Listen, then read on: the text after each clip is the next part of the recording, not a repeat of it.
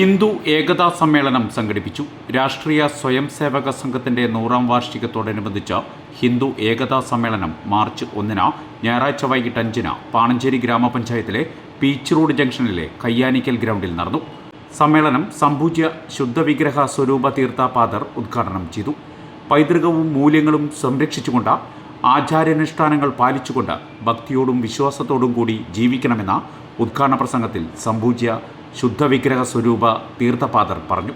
ചെമ്പൂത്തറ കൊടുങ്ങല്ലൂർക്കാവ് ഭഗവതി ക്ഷേത്രം president K Rajesh ചടങ്ങിൽ അധ്യക്ഷത വഹിച്ചു.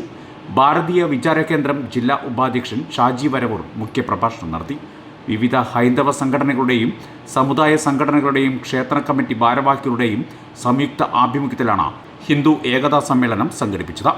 യോഗത്തിനു മുമ്പായി 8ഓളം തിരുവാതിര സംഘങ്ങളുടെ തിരുവാതിരക്കളി മത്സരവും ഉണ്ടായിരുന്നു. രാജേഷ് പയ്യനം സ്വാഗതവും GP പ്രസാദ് നന്ദിയും പറഞ്ഞു. വിവിധ ഹൈന്ദവ സംഘടനാ ഭാരവാഹികളായ TC Vasu, PK Santhosh, K Vijayan, Sugu KP, Jyothikumar, Sasi NT എന്നിവർ പരിപാടിയിൽ പങ്കെടുത്ത് സംസാരിച്ചു. സംഘം ജില്ലാ പ്രചാർ പ്രമുഖ് PK വേണു ചാലക്കുടി, സഹസംയോജക് വിനീഷ് മുനിക്കടവ്, കൺവീനർ ശരത് മുട്ടത്ത്, ഏകതാ സമ്മേളനം ഉപാധ്യക്ഷൻ NS പിതാംബരൻ എന്നിവർ പരിപാടിക്ക് നേതൃത്വം നൽകി.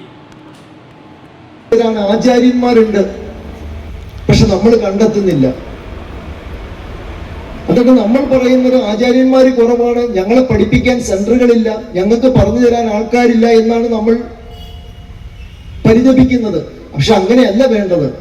നമുക്കൊരു കുട്ടി ഉണ്ടായാൽ ആ കുട്ടിയെ ടീച്ചർ വീട്ടിൽ വന്ന് പഠിപ്പിക്കുമെന്ന് പറഞ്ഞിട്ട് 4-5 വയസ്സിൽ വീട്ടിൽ വെച്ചിരുത്തുവോ? നമ്മൾ സ്കൂൾ തേടിപ്പോവുക ചെല്ലുന്നത്. ഏറ്റവും ബെറ്റർ ആയിട്ടുള്ള സ്കൂളിലേക്കാണ് കുട്ടിയെ കൊണ്ട് അയക്കുന്നത്. എത്ര പാവപ്പെട്ടവനും. എന്തുകൊണ്ടാണ്? എൻ്റെ മകനോ മകളോ എന്നെ പോലെ ആകരുത്, കുറച്ച് ബെറ്റർ ആയിട്ട് പഠിക്കണമെന്നാണ് ഞാൻ ആഗ്രഹിക്കുന്നത്. എന്നാൽ ജീവിതത്തിന്റെ അടിത്തറ ഉറപ്പിക്കുന്ന മറ്റെന്ത് നേടിയാലും ഇത് നേടിയില്ലെങ്കിൽ ജീവിതമേ ഇല്ലെന്ന അവസ്ഥയിലേക്ക് എത്തിക്കുന്ന ആ ധർമ്മത്തെ എന്തുകൊണ്ട് ചെറുപ്പം പോലും നമ്മുടെ കുട്ടികൾക്ക് പഠിക്കാൻ സാധിക്കുന്നില്ല?